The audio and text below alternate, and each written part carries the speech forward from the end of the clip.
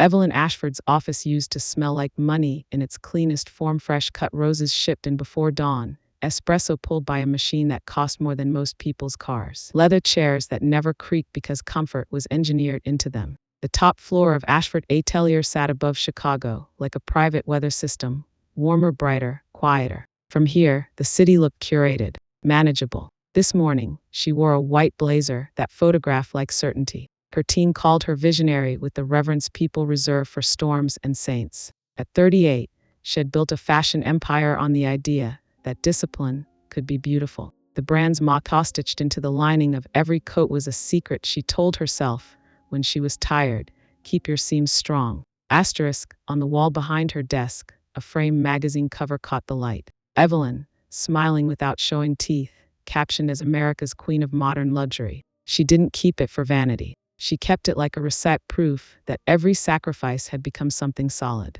Her assistant hovered at the door with an iPad, reciting a day that sounded like a victory lap: a conference call with investors in New York, a charity luncheon, a new flagship store announcement. Somewhere between the words expansion and congratulations, Evelyn's phone buzzed. Julian, her husband's name, still arrived like a hand at the small of her back, guiding her through rooms full of people who wanted something. Julian Devereux was charm in a tailored suit, a man whose laugh made even cynical donors feel generous. He was also, technically, the chief financial officer. He liked to say he handled the boring parts, as if money were just paperwork and not the bloodstream of everything she'd built. Evelyn answered on the second ring. "You're early." "Couldn't sleep," Julian said. His voice was smooth, but there was a thinness to it, like fabric stretched too far. "Big day. You'll be here for the investors' call." A pause, rehearsed. "I'm going to handle a few things off-site. Logistics. They'll call you." Evelyn frowned,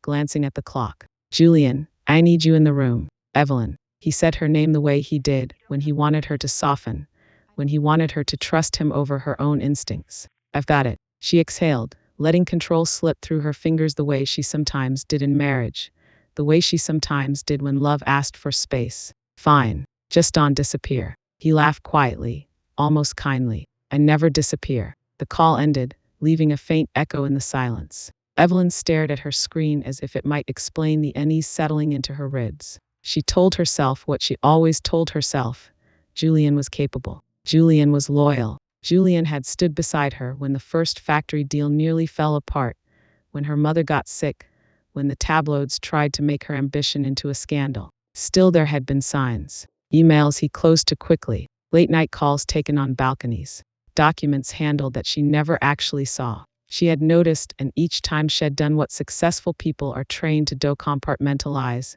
prioritize, keep moving. Her assistant returned with a folder of numbers. "Legal needs you to sign the vendor agreements." Evelyn signed with the crisp confidence of someone who believed her signature meant safety. At 10:17 am, the elevator pinged. At 10:18 am, the front desk called voice tight. "Ms. Ashford, there are federal agents here. They said they have a warrant." Evelyn blinked once, slow, like her eyes were trying to refuse the shape of the words. "For what?" The line went silent long enough to become an answer. Then the doors of her office swung open. They came in pairs, coats dark against her bright room. A man with a badge introduced himself, but Evelyn barely heard the name. Behind him, two agents moved with the brisk efficiency of people who weren't impressed by chandeliers. One carried a box. Another held a stack of papers. "Evelyn Ashford?" the badge asked. "Yes," she said, and her voice surprised her by remaining steady. "We're executing a federal search warrant regarding financial fraud, wire transfers, and corporate misrepresentation associated with Ashford Atelier."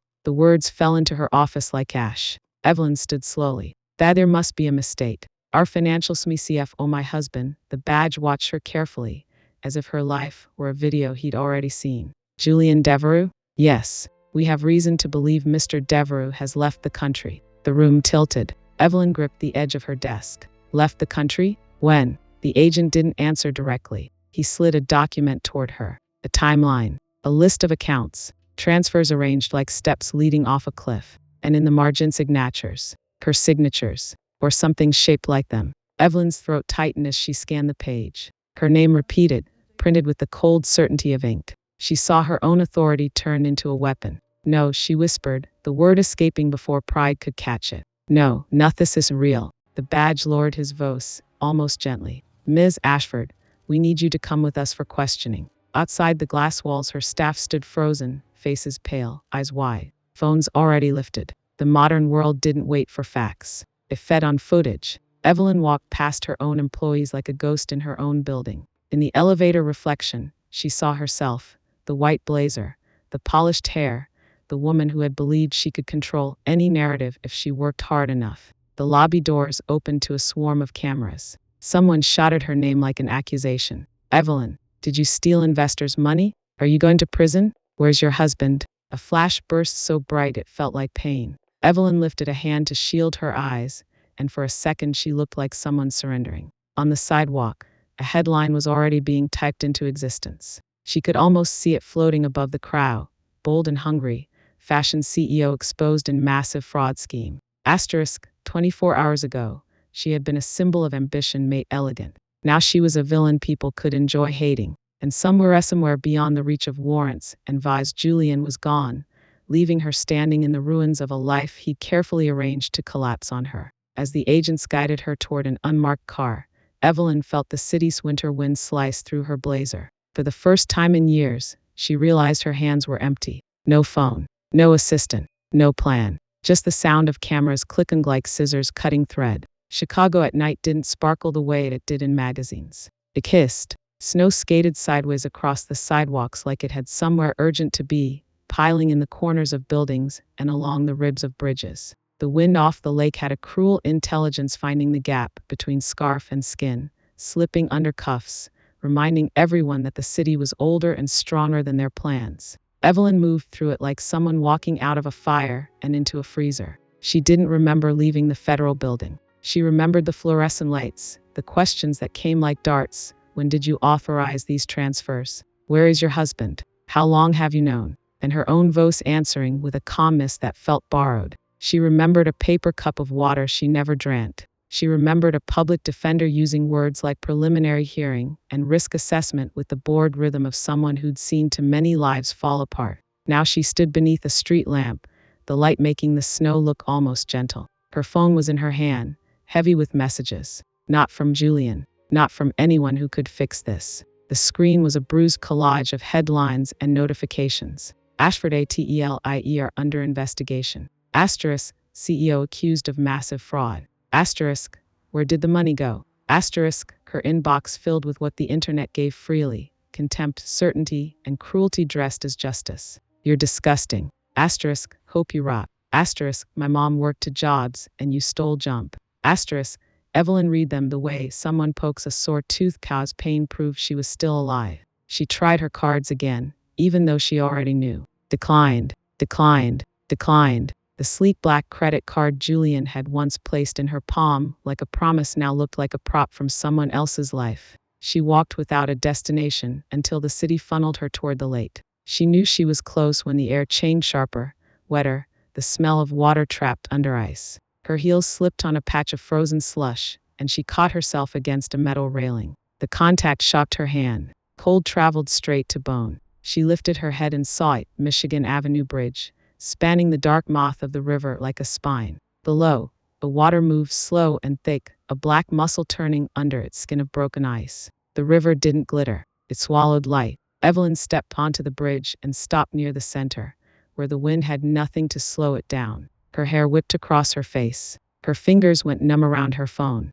In the distance, a siren wailed and then faded. Somewhere else, someone else was in trouble. The world was generous that way. She looked down. The river stared back, expressionless. For a long moment, she didn't think in words. She thought in sensations, the ache in her chest, the burn behind her eyes, the hollow in her stomach where certainty used to live. Her life had been built on movement runway schedules, quarterly reports, meetings stacked like bricks. If she stopped, everything caught up. Tonight, everything had caught up. Her phone buzzed again. A new message from an unknown number, a screenshot of her face being escorted by agents. Her eyes narrowed against camera flashes. Under it, a single line, "Say goodbye to your empire." Asterisk, Evelyn's hand trembled. Not from the cold, from the strange, humiliating discovery that the world had turned her into entertainment. She walked to the railing and rested both hands on it, feeling the vibration of traffic behind her. The bridge alive with the weight of strangers moving forward as if forward were guaranteed. She climbed onto the lower bar without fully deciding to. Her body did it the way it used to walk into boardroom's automatic train, certain. The wind yanked at her coat. Her heart beat fast, like it was arguing with her. She stared down at the water again, and this time her mind offered a terrible clarity. If I'm gone, the nose stops. If I'm gone, the headlines end. Asterisk, her phone slipped in her finger-scald glass on cold skin. For a breathless second it teetered. Evelyn watched it fall, end over end, a small rectangle of light tumbling toward darkness. It hit the river with a soft, final sound. The light vanished. Something in her chest loosened in relief, exactly.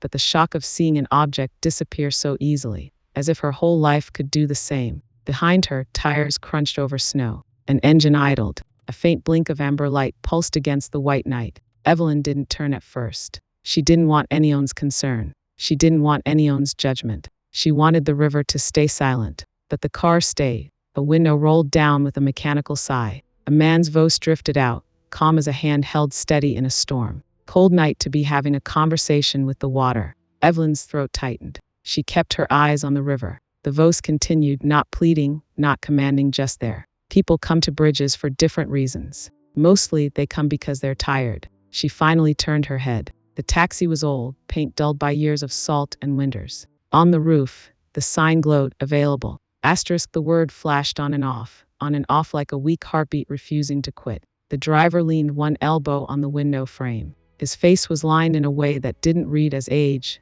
but as weathering like stone that had survived to many seasons. Dark eyes, a quiet steadiness. He looked at her without surprise, as if he'd seen every kind of broken. Evelyn swallowed. You should go. He didn't. He nodded toward the river instead, as if acknowledging it like an old acquaintance. Out there, he said, voice soft.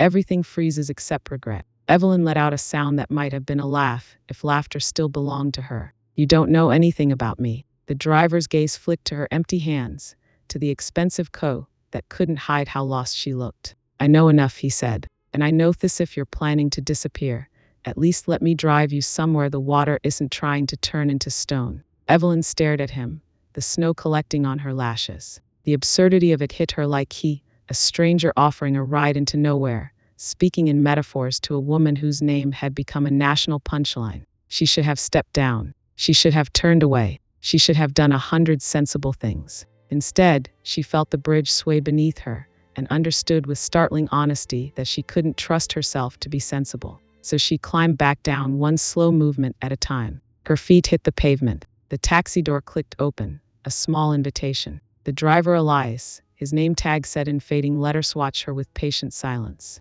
Evelyn hesitated, then moved toward the open door, drawn not by hope yet, but by something older and more stubborn than pride. Survival. The inside of the taxi smelled faintly of cardamom and old upholstery, a warmth that felt almost intimate after the bite of the bridge. Evelyn closed the door behind her, and the city's roar softened, as if she had stepped into a pocket of quiet that didn't belong on the map.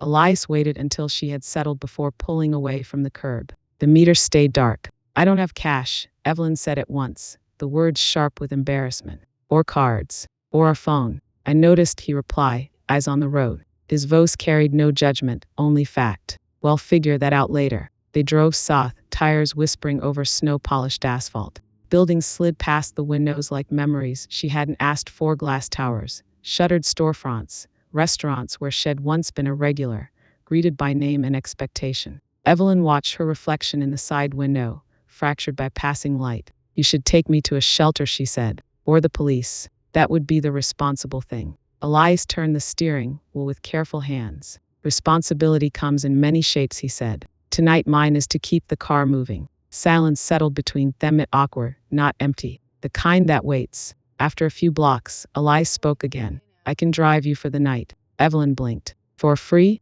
For a trade, he said, glancing at her briefly. They'll drive. You'll pay in truths. She let out a dry breath. Truths don't have much value anymore. They do to me, he said. $10 per truth. Painful ones cost more. Despite herself, something stirred in her chest, irritation, curiosity, maybe both. You're serious. As winter, he replied. Evelyn looked down at her hands. They were shaking now, the delayed reaction catching up. And if I run out of truths? Elias shrugged lightly. Then we stop. The simplicity of it disarmed her. No promises. No pressure. Just motion contingent on honesty. Fine, she said. Where are we going? Anywhere you remember, he said. Memory has good roads. The city curved them north, then west. Snow fell thicker, softening edges. They passed a boutique with darkened windows and a familiar logo etched in gold. Evelyn's breath caught. That one, she said quietly. I opened it 3 years ago. Elias slowed but didn't stop. Tell me something true about it.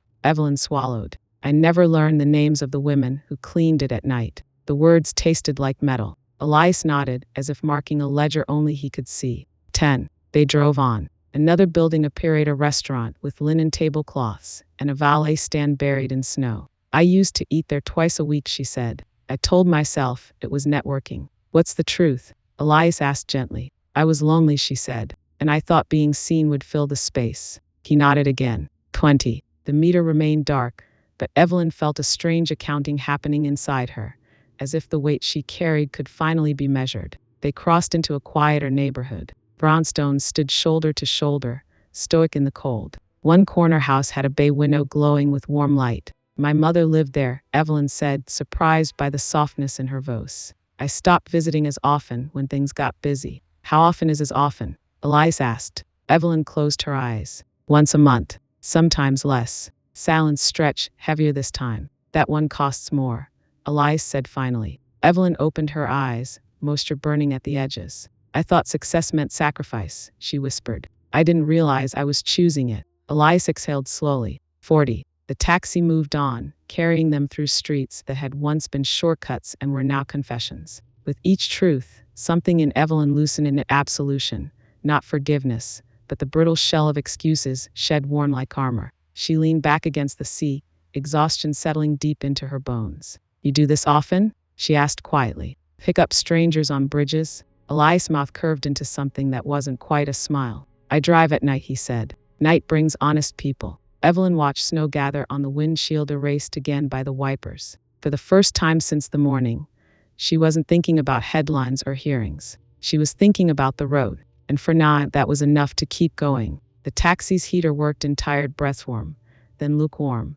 then warm again, like an old man insisting he was still useful. Outside, Chicago kept its distance behind curtains of snow. Streetlights blurred into soft halos, turning the world into a watercolor Evelyn didn't recognize. Elias drove without hurry. The city gave him lanes, and he returned the favor by not demanding more than it offered. Evelyn sat with her hands folded, as if still in a board meeting, though now the agenda was her own unraveling. They passed the river again, farther down where the ice broke into jagged plates. Evelyn's stomach clenched, remembering the sound of her phone striking water, how quickly light could vanish. Elias didn't look at her, but he spoke as if he could hear the memory. Tell me about Julian. The name hit like cold air slipping through a crack. Evelyn stared at the dashboard. The radio was off. Only the wipers kept time. That's not a truth, she said. That's a trap. It can be both, Elias replied. Evelyn's laugh came out bitter. He was charming. He made me feel less sharp around the edges, like I could set down the armor.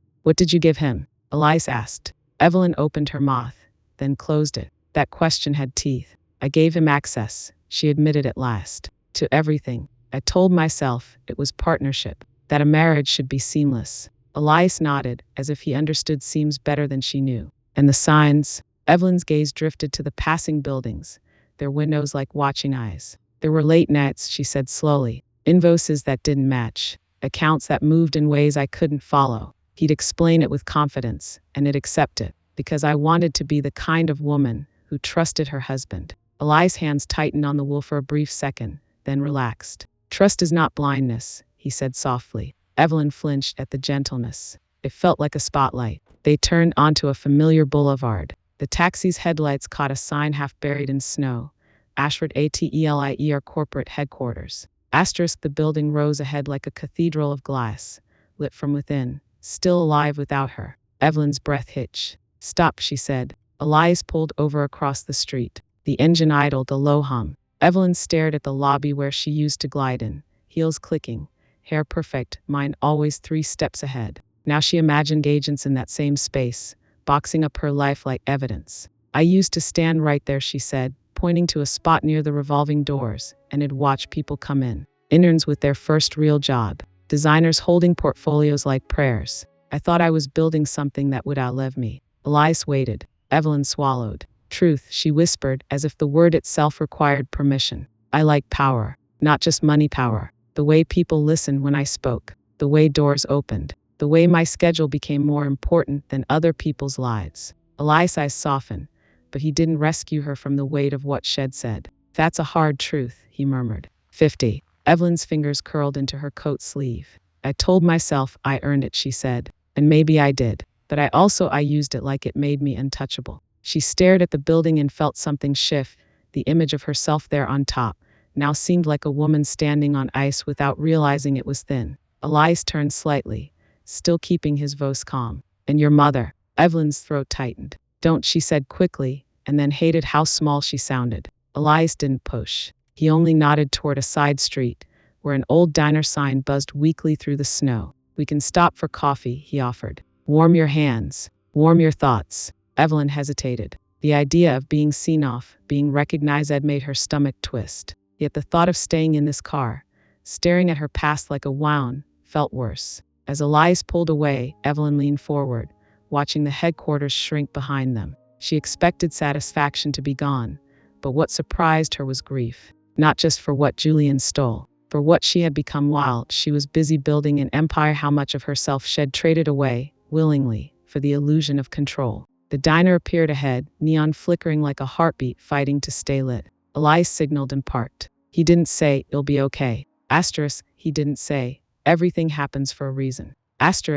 He only looked at her with the steady patience of someone who understood that some nights, survival begins with something as small as stepping into warmth. Evelyn reached for the door handle, and for the first time in weeks maybe years, let herself be led by something other than ambition. The diner's bell jingled as they stepped inside, a small stubborn sound that insisted on ordinary life. Warm air wrapped around Evelyn's face, carrying the scent of frying onions, burnt coffee, and syrup that had soaked into the floorboards over decades. The place was half full. Night shift nurses, a pair of delivery guys, an older man reading the paper with a flashlight clipped to his cap. No one looked twice. In winter, everyone learned the art of minding their own business. Evelyn slid into a booth near the window, shoulders still tense as if she expected cameras to burst through the door. Elias sat across from her, removing his gloves carefully, like each finger mattered. His hands were long, his nails trimmed. Not the hands of a man careless with tools. Not the hands she expected from a cab driver.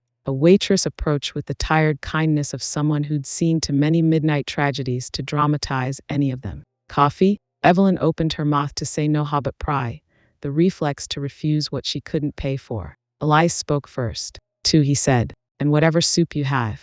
Chicken noodle, the waitress said. Elias nodded. Perfect. When she left, Evelyn stared at him. You're buying me food. I'm buying warmth, he corrected. Food is just the shape it takes. Evelyn's lips pressed together. I can't repay you. You already started, he said, eyes steady. Truths. The word landed between them like a coin. The coffee arrived in thick white mugs. Evelyn held hers with both hands, letting heat thaw her fingers slowly. For a moment, neither of them spoke. The diner's nose filled the spaces, forks against plates, a low laugh from the counter, the hum of the refrigerator behind the register. Evelyn watched Elias watch the room, not suspiciously, but attentively, as if he were listening to more than voices. Like he could hear the heaviness people carried beneath their jackets. You talk like a man host read too many books, Evelyn said, trying to sound light, but it came out as a quiet accusation. Elias' mouth curved faintly. I used to read medical journals, he said. Evelyn blinked. Medical. He stirred his coffee with a slow, careful motion.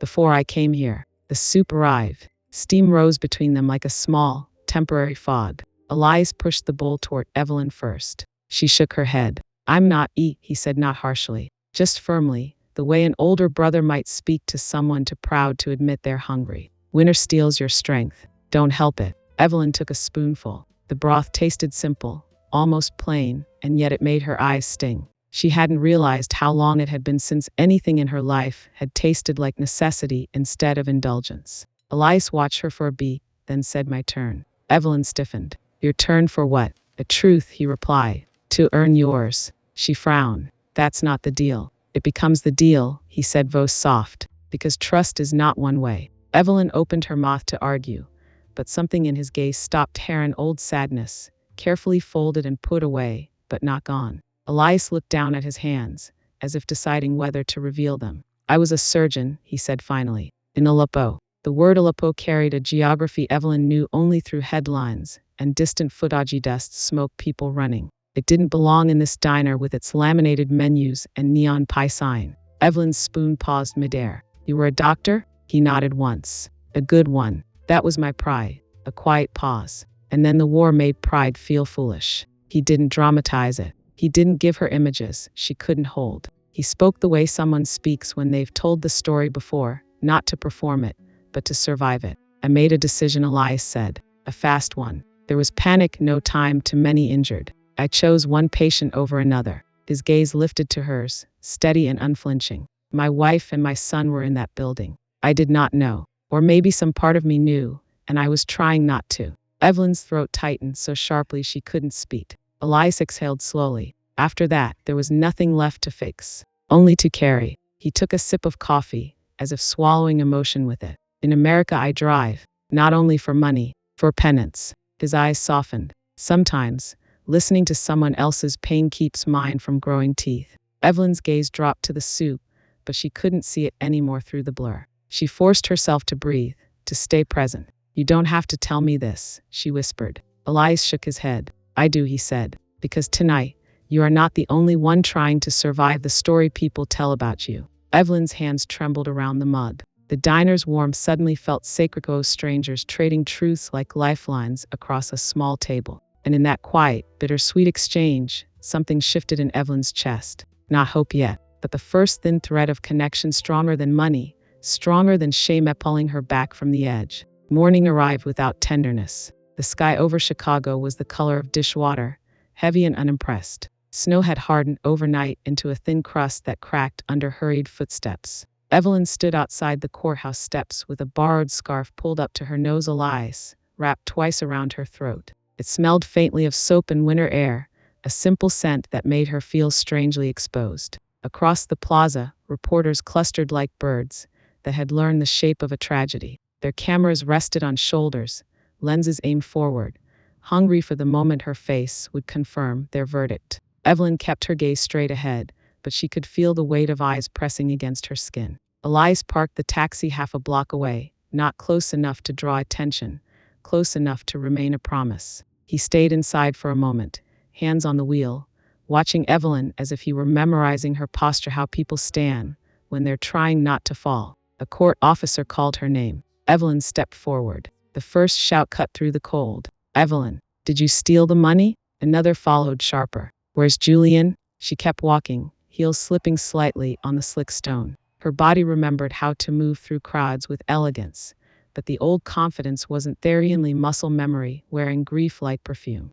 Then someone threw the first egg. It wasn't dramatic. It didn't arc in a cinematic slow motion. It was quick, ugly, and ordinary. It struck her shoulder and burst, warm yolk seeping down the sleeve of her coat. A gasp rose from the crowd, half delight, half shock. Evelyn froze for a fraction of a second, stunned less by the mess than by what it meant, permission. Once one person did it, the world decided it was allowed. Fraud. Someone screamed. Thief. Another egg flew. This one hit near her collarbone, spluttering against the scarf. Evelyn's breath caught, humiliation burning hotter than the cold. Her cheeks stung not from impact, but from the sudden, helpless awareness of being reduced. Yesterday she had been respected. Today she was a target. A hand grabbed her elbow, a court officer, trying to hurry her up the steps. Evelyn's legs felt thick, uncooperative, as if shame had weight. And then the crowd surged. Not all the way, not a stampede, enough to steal space, enough to turn the air into pressure. A man shoved forward with his phone held high,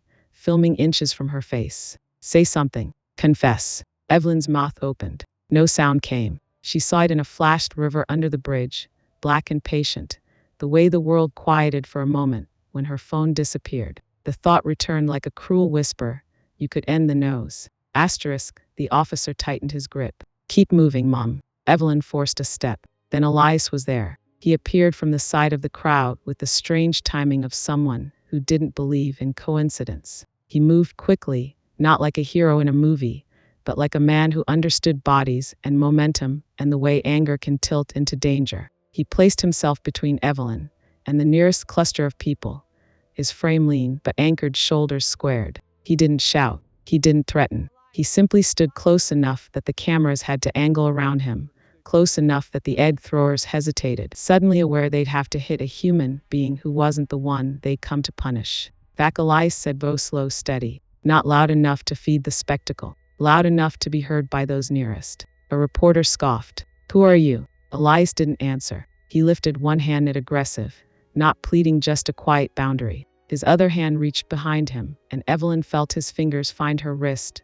warm through the thin fabric of her sleeve. Walk, he murmured, only for her. One step, then another. Evelyn swallowed hard. She nodded once, the smallest agreement of her life. They moved together up the steps, Elias taking the outer side, absorbing the harshness of the crowd the way a wall absorbs wind. Evelyn kept her eyes on the courthouse doors, focusing on the brass handles, the dull reflection of their figures. Behind them, the voices rose again, frustrated by the barrier Elias had become. But Evelyn noticed something else too: the way some people paused, the way a woman in a wool coat lowered her phone, the way a man's face softened, just a little, at the sight of someone standing with her when the world had decided she deserved to be alone. At the top of the steps, Evelyn stopped for a breath. Egg yolk clung to her sleeve. Snow melted into her hair. She looked like a woman who'd been dragged through judgment. Elias leaned in slightly. The world can be loud, he said, but inside that room, you can be honest. Evelyn's throat tightened.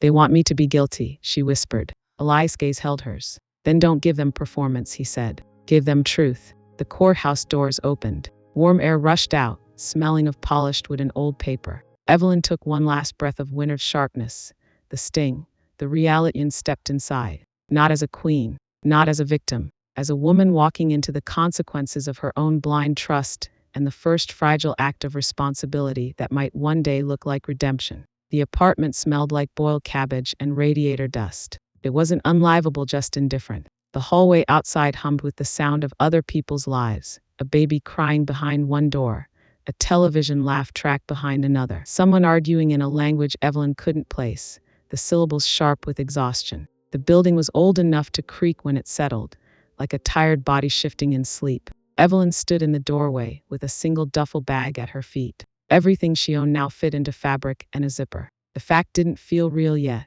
It felt like a costume she'd been forced to wear for a role she didn't audition for. Elias stepped past her and set down a grocery bag on the small kitchen counter: discount bread, a sack of potatoes, a few bruised carrots. Simple things, heavy with practicality. You'll want to keep the heat low, he said, nodding at the radiator. This place will try to trick you. Too high and you'll pay for it later. Evelyn stared at the metal ribs along the wall, painted over so many times the texture looked like scar tissue. I've never paid a heat bill, she admitted. It came out quieter than she intended, like a confession. Elias glanced at her, not surprised. Most people don't, until they do. She moved into the room carefully, as if the floor might accuse her of being there. The living space was one narrow rectangle, a sagging couch someone had left behind, a small table with one wobbly leg, a window that looked onto an alley where snow had turned gray. Evelyn touched the couch arm. The fabric was rough. Nothing in her old home had been rough. Even the towels had been engineered to feel like clouds.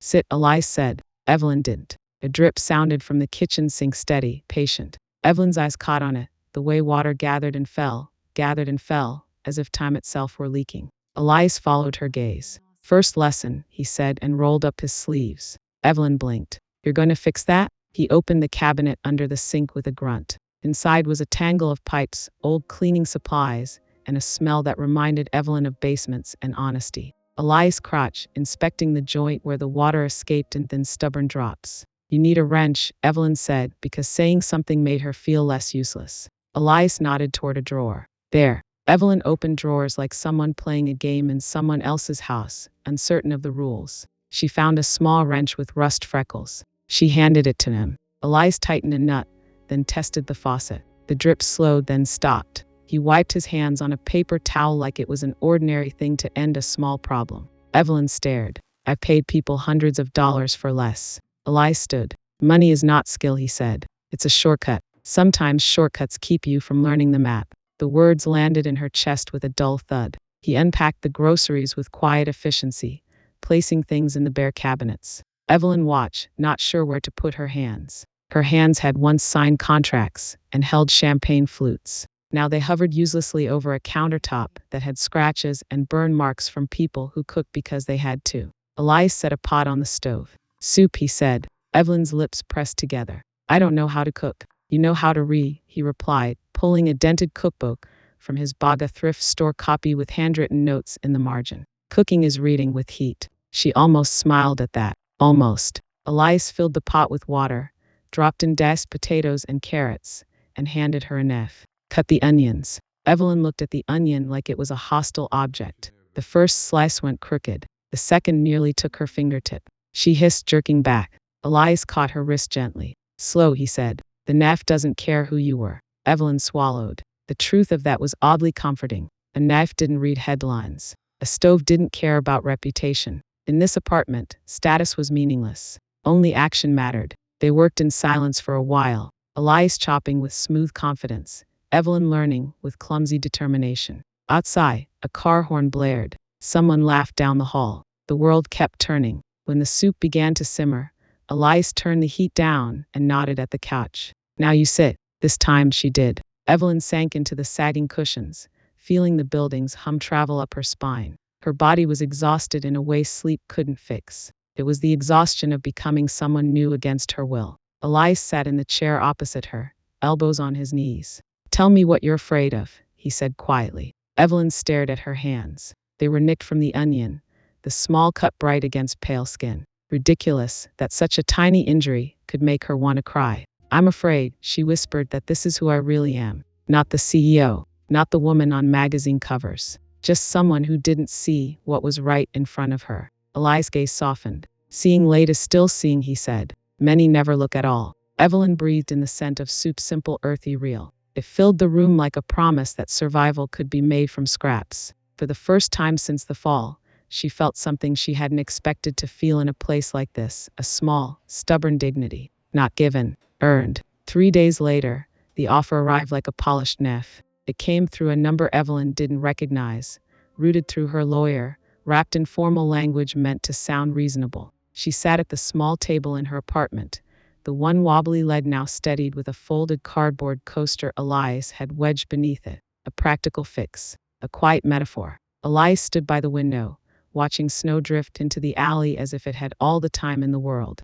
Evelyn's lawyer, Ms. Reading, spoke through the speakerphone with a careful tone, professional, clipped, the voice of someone trained to keep emotion from clouding strategy. Julian's counsel proposes a deal, she said. If you accept full responsibility publicly, in court they'll arrange a private settlement. Evelyn's stomach tightened. A settlement? A sum deposited offshore, Ms. Reading continued. Enough for you to live comfortably for the rest of your life. No working, no struggle. She paused, as if letting the word comfortably do its seductive work. In exchange, you plead to the charges as presented. You don't contest. You don't testify against him. Evelyn's mouth went dry. She pictured Julian on a beach somewhere warm, raising a glass to her signature like it was a joke. And if I refuse? Evelyn asked, both thin. Then we fight, Ms. Reading said. It will be ugly, public, expensive. The prosecution believes you had knowledge, or at least willful blindness. They'll paint you as the mastermind, or the willing partner.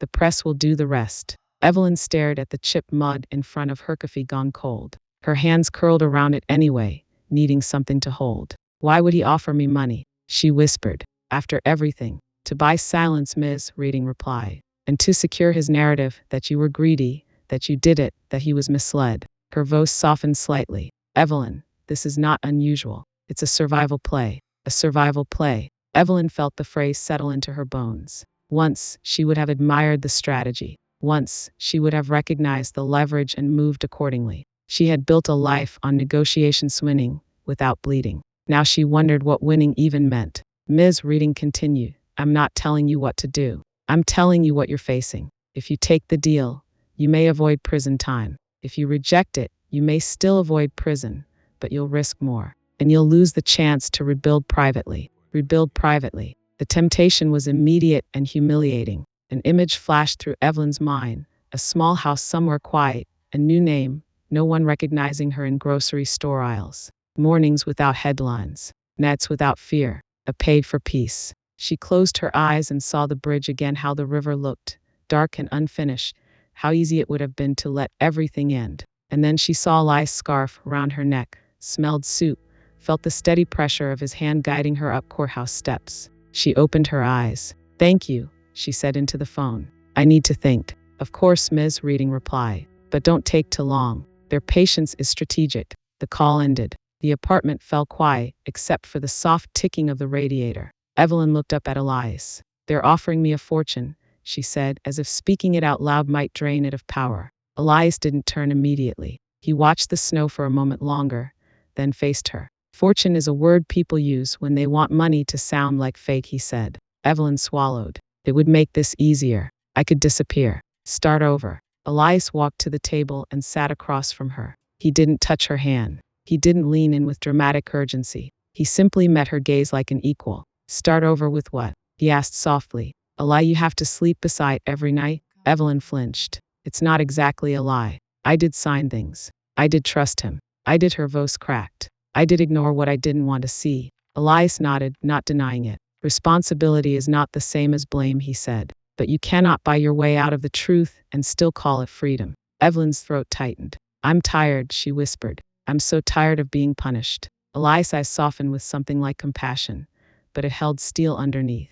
"Then choose the kind of tired you can live with," he said. "The tired that comes from running or the tired that comes from standing." Evelyn stared at the table, at the cardboard coaster propping up the leg, at the small fix that kept the whole thing from collapsing. She thought of Julian's for an offshore deposit, a quiet life, the illusion of safety. And she thought of something else, the first time she ever took responsibility for a mistake as a young designer, when she stayed late, tore seams, race-stitched fabric by hand until it lay flat. It had been exhausting. It had been honest. And when she held the finished piece, she had felt something money couldn't purchase. Integrity. Evelyn lifted her chin. "If I take his money," she said slowly, "I'm letting him write the story." Elias nodded once. "Yes." Evelyn inhaled, the air sharp in her lungs. "Then I won't," she said. The words didn't feel triumphant. They felt terrifying, like stepping onto thin ice, except this time, she was choosing it with open eyes. Elias' expression didn't brighten into easy reassurance. He simply nodded again, as if he'd been waiting for her to hear her own voice. Outside, snow continued to fall quiet, relentless, indifferent. Inside, Evelyn reached for her lawyer's number. And this time, her hand didn't shake. The community center didn't look like a place where reinvention happened. Its brick facade was tired, its steps worn down by decades of feet that had nowhere else to go. A hand-painted banner hung crookedly over the entrance.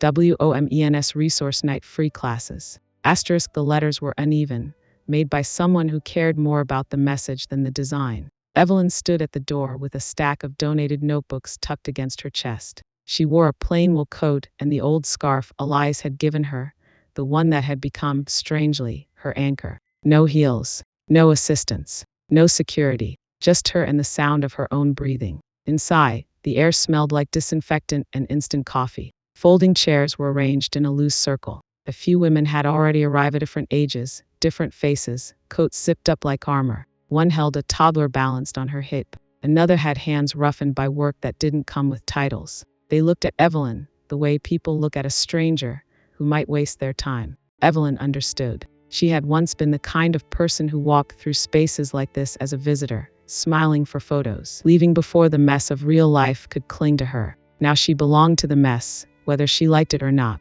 Elias stood near the front desk, talking quietly with the coordinator, an older woman named Marisol, who ran the place with a clipboard and the stern compassion of someone who didn't believe in pity. When she saw Evelyn, she nodded on approval earned, not given. "You're on in 5, Marisol said. "Keep it practical. Keep it real." Evelyn's throat tightened. "I will." Elias approached, holding two paper cups of coffee. He offered one to Evelyn without ceremony. "Drink," he said. "Your voice will need it." Evelyn took the cup, fingers warming around it. "What if they hate me?" she asked, the fear coming out smaller than she intended. "What if they recognize me?" Elias didn't dismiss it. He glanced around the room at the women settling into chairs, their faces marked by exhaustion and determination. "If they recognize you," he said quietly, "they will decide what your name means. Not the internet." Marisol clapped her hands. "All right, ladies, let's start." Evelyn stepped to the front. For a second, she felt the old instinct reset urge to perform,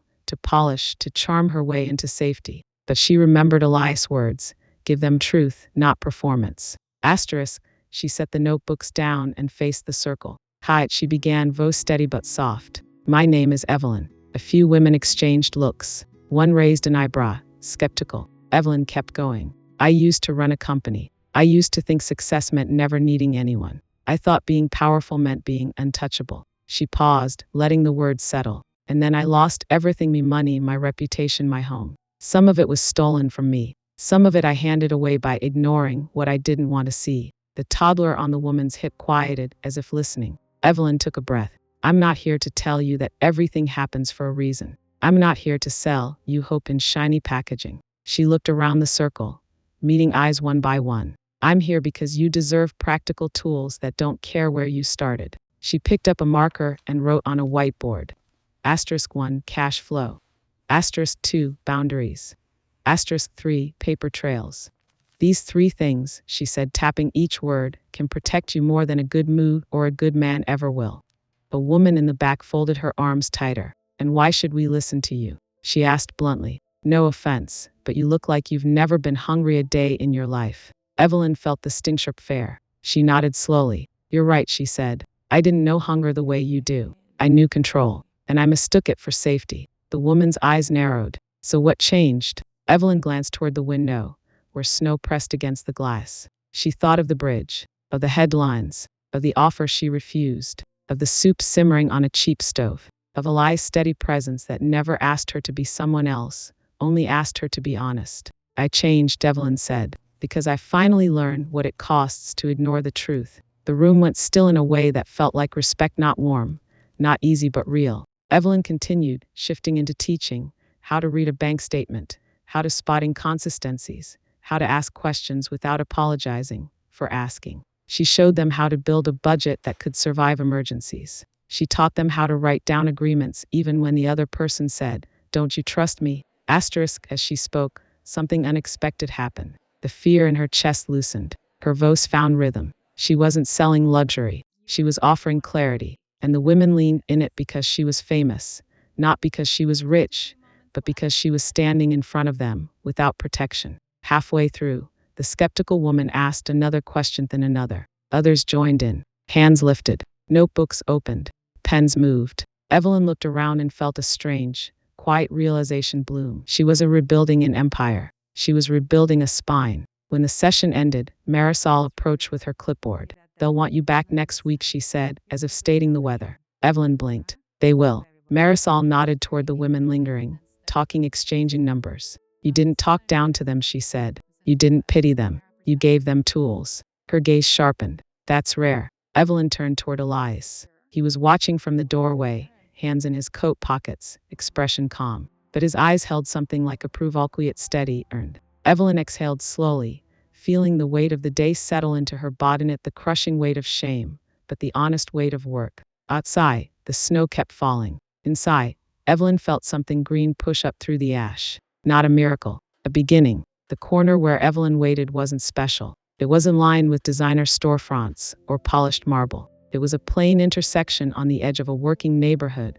where the streetlight buzzed softly and the snowbanks were stained by exhaust. A bus sighed at the stop across the street, doors opening and closing like slow lungs. People moved with their shoulders hunched against winter, carrying groceries, carrying fatigue, carrying on. Evelyn stood with her hands in her coat pockets, breath lifting in small clouds. She wasn't dressed for anyone's approval. She wore a simple knit cap pulled over her ears, the scarf Elias had given her, and boots that had seen enough slush to stop pretending they were stylish. In her pocket, her new phone key sat like a quiet tool, not a lifeline. She hadn't checked the news in days. The silence was still strange, like living without a mirror. But the more she let it be strange, the less it frightened her. Behind her, the community center's lights glowed through the snow, warm squares against the dark. Inside, Marisol and the volunteers were stacking chairs, wiping tables, putting away the night. Evelyn had offered to stay and help, but Marisol had waved her off with the same stern kindness she always used.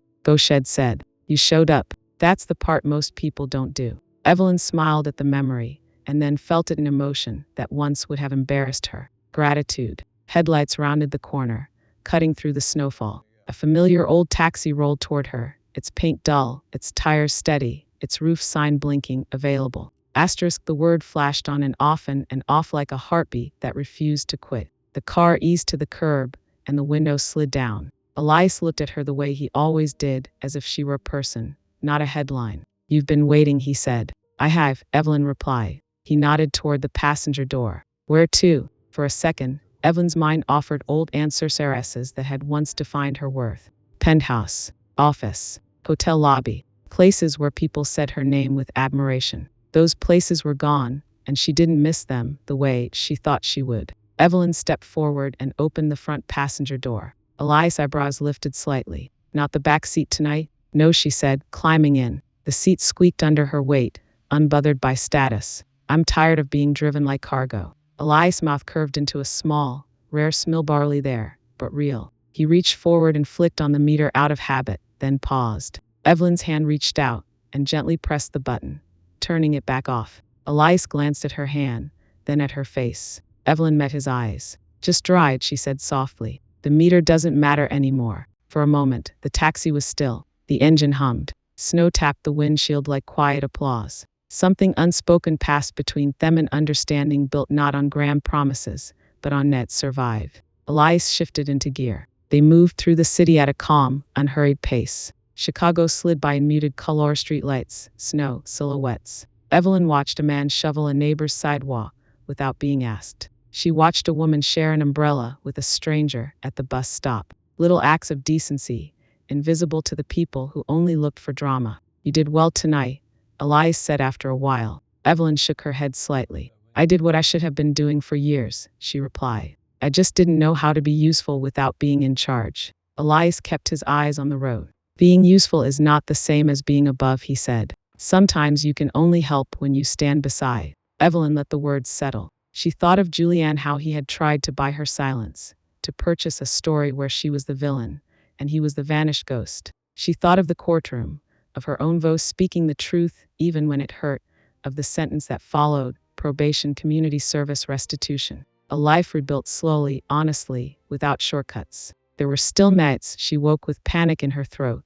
There were still mornings when shame sat on her chest like snow on a roof. But she knew shame could melt. She knew she could keep walking even while carrying it. Elias turned onto a road that curved toward the lake. The horizon ahead was lighter than the sky behind them, a thin ribbon of dawn beginning to stretch open. Evelyn leaned back and watched it grow. "Elias," she said quietly, almost afraid to ask, "do you ever stop driving?" He was silent long enough that she thought he wouldn't answer. Then he said, "Maybe the day I don't need the road to forgive me." Evelyn nodded, understanding more than she could explain. "Then let it be a long road," she said, "not as punishment, as proof." Elias glanced at her, and the sadness in his eyes didn't disappear, but it softened, as if it had found a place to rest. The taxi moved toward the brightening edge of the world, not toward riches, toward something rarer. A life measured not by what you can buy, but by what you can face, what you can repair, and who you choose to sit beside when the night finally begins to lift. Reflections and lessons.